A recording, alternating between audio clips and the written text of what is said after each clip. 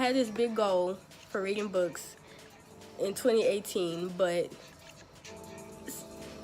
the year went like totally opposite direction from what I expected.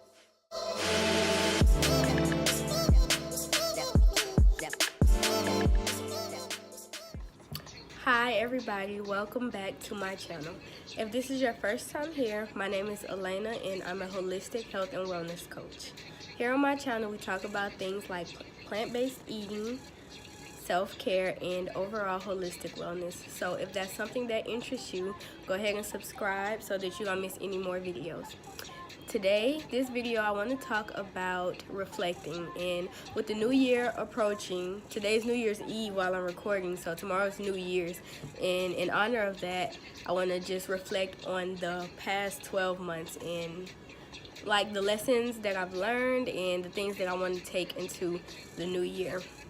I know most people do New Year's resolutions on New Year's, but personally for me, I've probably done a New Year's resolution all of 2 times in my life in my 22 years, and I think I was pretty young when I did them. I just did them because I knew people do them, so, and they never worked. And the 2 times that I've tried it was enough for me to know, like, this is just something that sounds good, you know? So I think it's much more beneficial to reflect on the past year and pull our takeaways from it and plan on how to use them in the upcoming year. So I have a few notes of the strong takeaways that I got from this past year, and I want to share them with you guys, and hopefully you guys will share yours with me as well in the comments below or even on some social media platform. So to start off, January, right when the new year started, that's when I found out I was pregnant. So needless to say, it was an unplanned pregnancy. I was under a lot of stress, like from the beginning of the year. Like that's how I started my new year, like stressed out.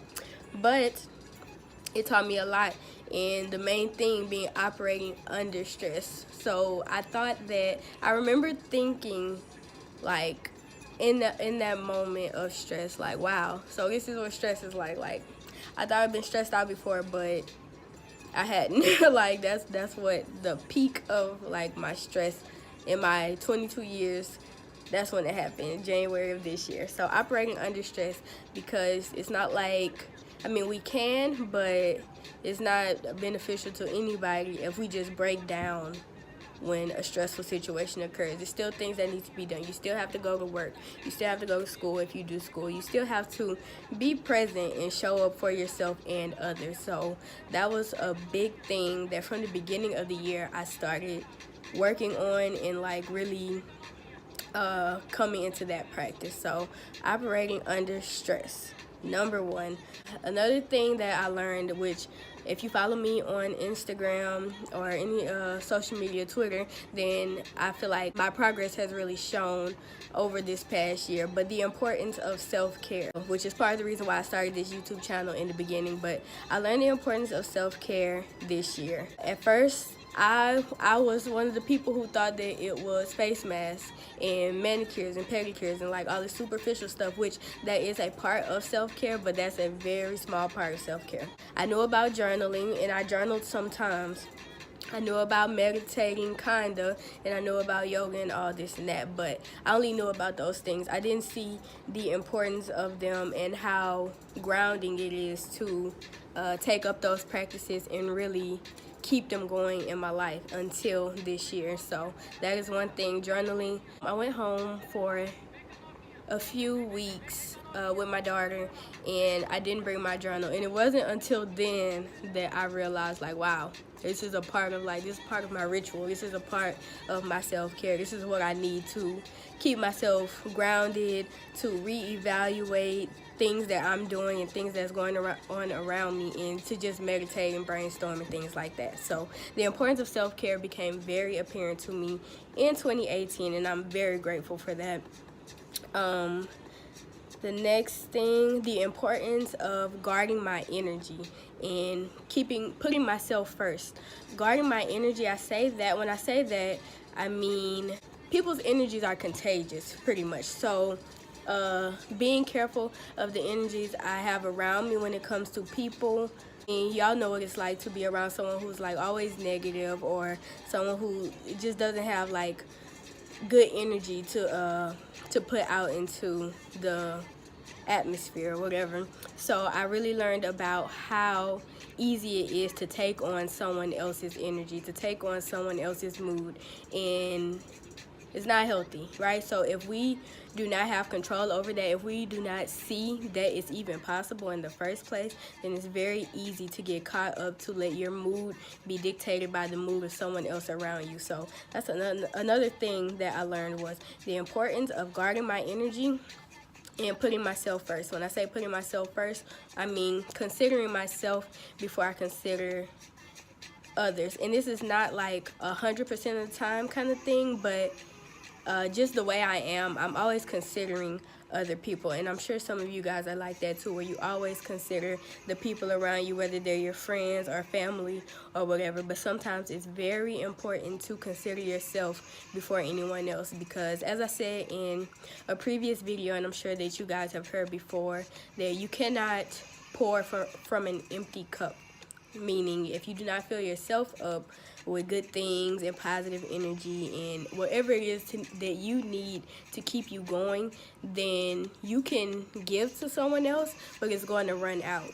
And maybe you can't give to them as freely as you want to because you don't have it to give. So putting yourself first, very important lesson that I learned in 2018. What else? Controlling, this is the last one, controlling my thoughts, positive thinking, and the law of attraction, something else that I learned in 2018. And I learned that from a couple of books that I read this year. I had this big goal for reading books in 2018, but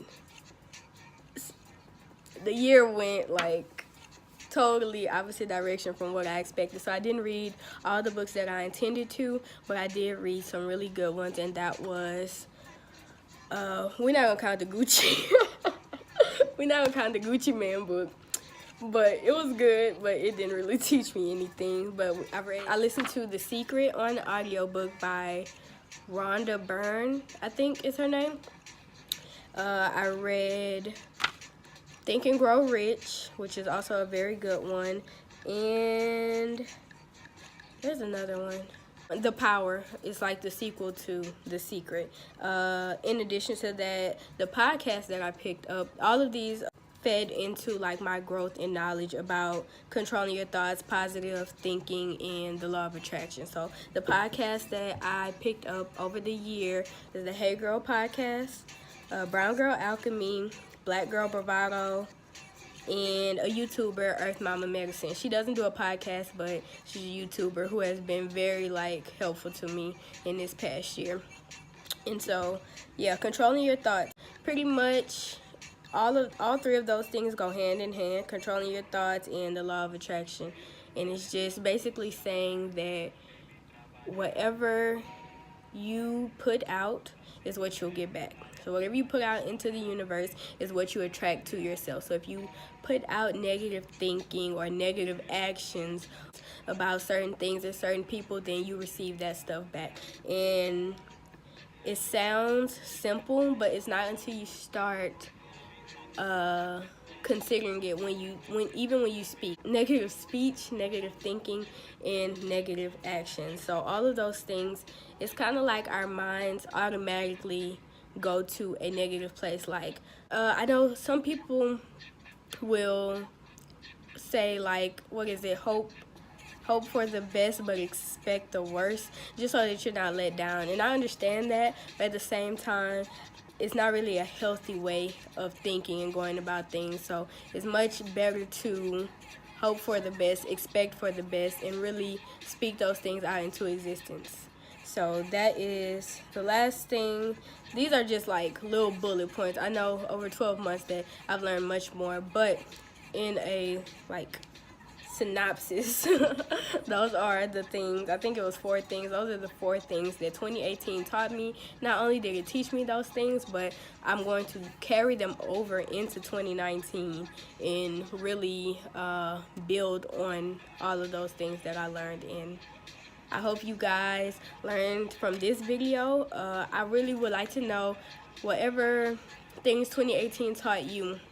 It's easy to, again, like I said before, it's easy to talk about what's happening next year or what you want to do differently next year, but I urge you to reflect on this past year, and even if you have to write it down and journal about it, because to really get your thoughts out, reflect on the year, because out of 12 months, I like to think that we learn something every single day. So you have to have like at least a few things that you really learned, that you really took away from 2018, and that you can grow and really use in 2019 to make yourself better, make the people around you better, your families, your friends. So thank y'all for watching this video. Let me know what 2018 has taught you.